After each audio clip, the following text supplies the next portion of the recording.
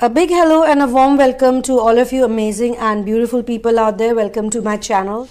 In this channeling session, I would be talking about the divine masculine and the divine feminine's mirrored feelings. And here there is a big positive shift that has happened. The divine masculine, who had blocked the feminine for a long time, everywhere on social media or on WhatsApp, on phone, on messages, wherever he liked, he wanted, he had blocked her. He unblocks her from everywhere literally, doesn't leave you in one place. And he's doing so because he realizes that he learns a very big lesson.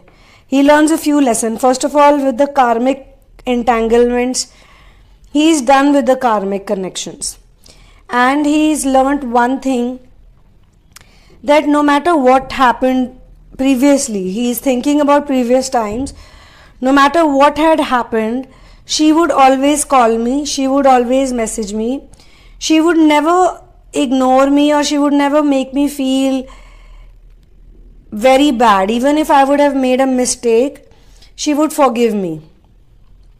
With the karmic, that does not happen. In the case of masculine, when he is with the karmic connection and the karmic makes any mistakes, even if it's a big blunder, she would never forgive, she would neither say sorry, and she would never come to talk to him, or because she is even a worse narc than him. He has narcissism, he has those narcissistic energies or slightly selfish energies or egotistical energies, but she is like few steps ahead of him.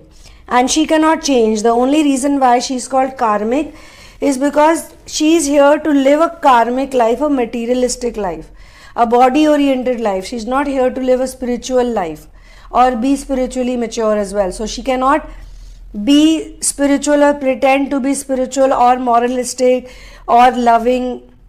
She doesn't have unconditional love for him. She's really good in pretending that she loves him or she loved him whenever they were together. And when I'm saying all of this, I don't want you to, be angry or be frustrated or be hateful towards the karmic. In fact, we should thank the karmic, because if the karmic does not fall into the picture, the lesson is never going to be learned by the masculine. So after going through all of these situations, the masculine realizes that if only I hadn't blocked her, if only I hadn't deleted her number, if only I hadn't done the things that I did, like removing her from everywhere, there would have been some kind of communication between us. And a long time has also gone by. In his perception, in his world, he was gone for 2 years or 3 years or 1 year or whatever amount of time he needed to learn the karmic lessons. He feels really bad that I did that, and because she was blocked for so long, what am I supposed to do now? He's in those energies.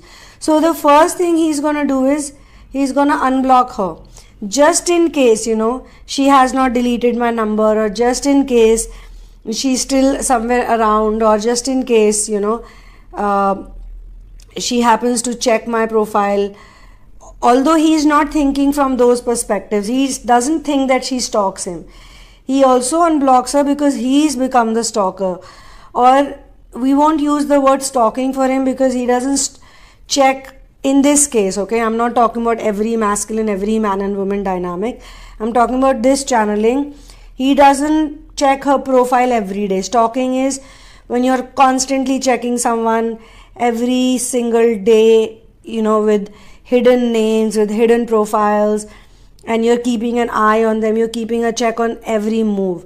He maybe checks her out after 1 year or something, or after 2 years, after a long time has passed, or maybe he's also trying to communicate with her, so he's looking up for her.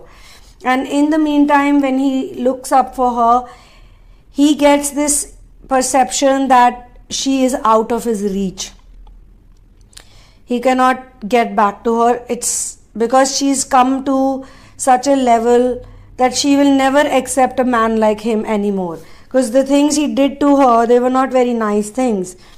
But he also realizes at the same time that whatever he did, whatever he said, whatever he's done to her, in the past, not right now. Right now, yes, he ghosted her, or he went away from her, or he blocked her. That is one thing. But before that, whatever he did happened because he could not read people properly. He did not have the energy or the power or the wisdom to be able to differentiate between a fake person and a real person. That's one thing. Now, on the other side, at the side of divine feminine, what energies made this happen is because she started disliking this idea that she is always desperately looking for a man, or she's constantly thinking about somebody, maybe it's his twin, or maybe it is somebody in her head. In some cases, the divine feminines may not even be in active relationships, or they may not be communicating actively with people. But she feels that many people are selfish around her, many people are fake around her, or many people are good, or whatever it is, but everything is destined, everything is pre-planned. It seems to her that it's all God's plan. So why is she worrying about a man? Why is she always thinking about some Prince Charming will come? Because in between, while the DM was gone and she was doing her spiritual inner work, she also attracted karmics in her life, and she realized that these karmics make her feel that my DM was still better than all of them, all these people. Like when you're healing narcissistic abuse with your own mother or your own father or your own family members, you realize that these type of dynamics exist everywhere, and most people are not going to change anywhere because they are here to live a certain life. They are on a karmic path right now. Maybe after a few lives they will become very enlightened and wisdom, but they will not experience certain things which they can experience, which the ascensioner can experience. So there is no point judging them, because at one time, even the ascensioner was not so wise. Correct? Even the ascensioner did not know what is correct and what is not correct. They also had lack of judgment, and ascensioner means all the people, twin flame, star seeds, light workers, people who are on a spiritual mission, they are ascensioners. The rest of the world is just living a worldly life. So that judgment is gone. How Jesus used to say, please forgive them because they don't know. Right? So they feel they have this compassion. Instead of having a hatred, instead of having anger, instead of having frustration, they have this compassion towards a person that, okay, this person is behaving in a certain way because they don't know.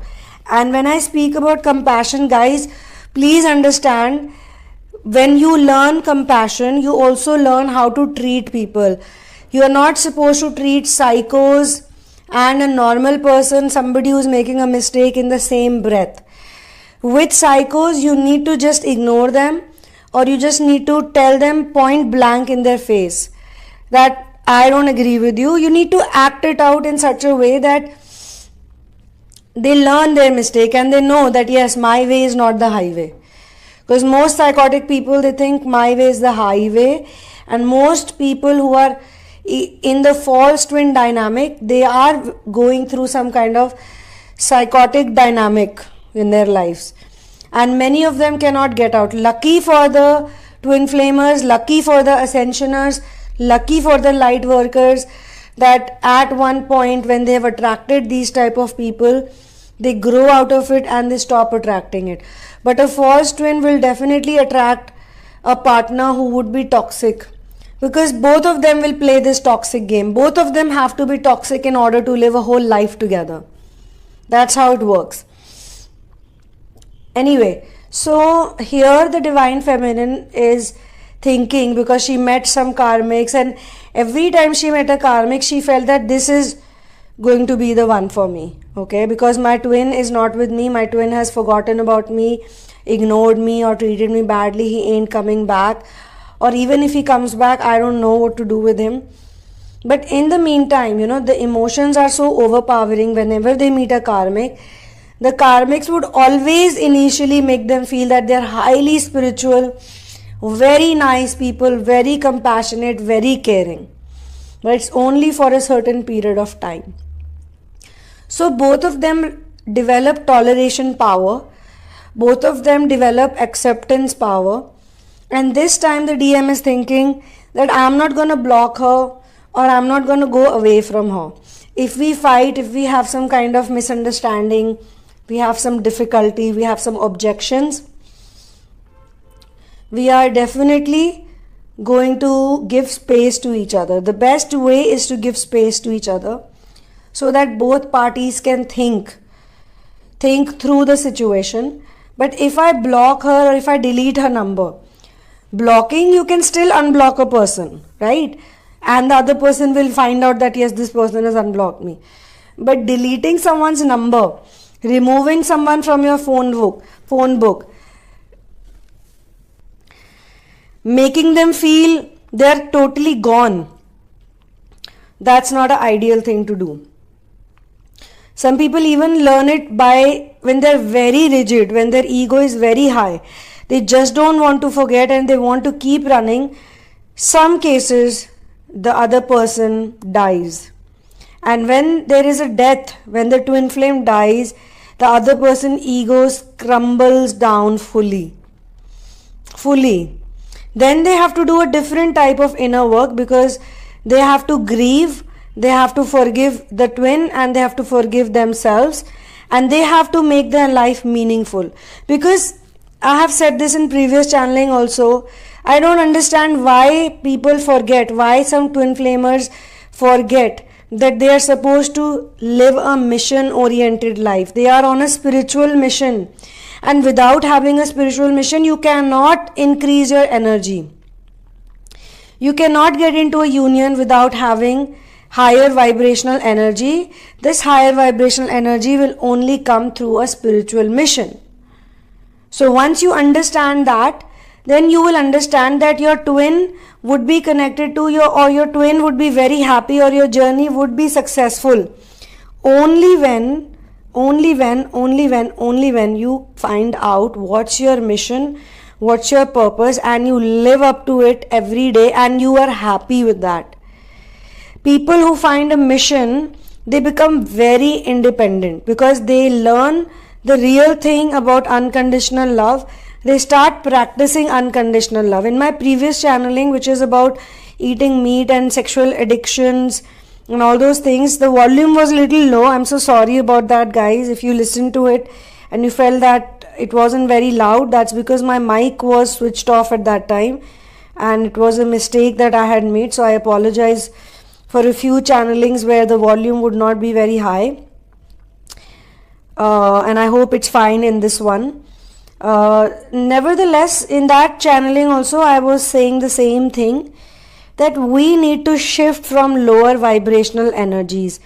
And one of the most pulling in energy is lust. So the karmic entanglement happens so that the feminine and the masculine both step out of lust, because the attraction happens because of the lust. The physical attraction is a result of lust. Unconditional love is not because of lust. Unconditional love that the twin feels for the other when they know there is a familiarity, there is a similarity, there is a very sweet type of love, very healing, very soothing. That's because they are experiencing pure love, high frequency love. Okay? So both of them are realizing things. She is not in the energy. She doesn't want anybody else. She doesn't want any other partner. She's done with all of that. And because of this huge shift, she's also surrendered to source fully. She has got illuminated and she's in the harmonization phase also. Some people would experience this during the illumination. So the masculine is like, there's no point blocking her or not being in touch with her. Maybe he'll take some more time if he's not made the first move or the contact yet, but he will do it. He will gather the courage to do it. In some cases it has already happened. In some cases it takes time. But the feminine, definitely she is not chasing anyone. Not the karmics, not the idea of love also. So basically the shift happens when she understands that this idea of love, which I've been considering as the correct idea of love is not the correct idea of love. It's the false perception. So I need to let go of this perception, and the right person will come to me on its own, and nothing can divide us, nothing can separate us if it's written in our destiny. If it is maktub, nothing can change it. So for private sessions, personal readings, guidance on dream interpretation, counseling and therapies, please go through the description box first, and once you're sure, write to me at thesunamoon@gmail.com. When it comes to Twinflame intuitive readings, I prefer not knowing anything about your journey in advance before the reading, because we need to get the best and the most accurate answers that can boostify your ascension journey, or boost your ascension journey. I made this new word, boostify. We will discuss your journey during the reading. In case of therapies, it's very important that you share with me different facets of your life and do the assignments given to you, which help you to share without inhibitions, so we can heal the wounded inner child. The wounded inner child is the primary reason why the adult is going through separation. So this is a very imperative step, because all this work leads to 5D union, and without the 5D union, 3D union is not possible. You can get the book In the Name of Love, which has 5 channel twin flame stories based on 5 different types of twin flame dynamics. It's based on the journey of finding your ultimate soulmate as well. The link is given in the description box, along with the links to the YouTube channels Ramayan and Mahabharat Diaries and the Sunamoon vlogs. Just the way, friends, food is very important for body, the right type of content is very much important for the mind. We need to deprogram negativity and keep up with the ascension lifestyle, or else you can even get married to your twin flame but still fall into separation. Ascension is a lifestyle. And now I would like to say this to everyone, whether you're a divine masculine or whether you're a divine feminine, your energy will become purer and cleaner when you start practicing devotion. Devotion is surrender actually. When you surrender fully, you become a devotee, and devotees are taken care by source. Technically, even in Srimad Bhagavad Gita, when Shri Krishna is having a conversation with Arjun, Arjun says, "Oh Krishna, you keep all the records, you give people, this, that." So he says, no, I don't do it. Their own karmas do it. Whatever karma you do, you will get that thing in return, the result. But what does surrender do? When you surrender to God, God will nullify your bad karmas, because you are asking for forgiveness. There is a word called paschatap in Hindi, and the English meaning is redemption. When you understand your mistakes, so surrender cannot happen until and unless you realize that I have also made mistakes in life. I have also hurt many people. So I'm equally bad. Maybe all of this that I'm going through is because of all the bad things I've done to people, all the people I've hurt in my life. So then you go into surrender mode, because you realize that it's not because you're fearful, or you want to you can't deceive the universe. If you surrender truly, you will also know that you have surrendered. Just because I have told you, or the channelings are such, or you found out from somewhere that one of the key final stages surrender, so I'll also surrender. But you've practically not surrendered. Practically you are thinking, or you're assuming that you have surrendered, but you need to still surrender. So that surrendering, when it happens, you'll automatically know. Your anxieties, your depression, your fears, nothing would be able to overpower you.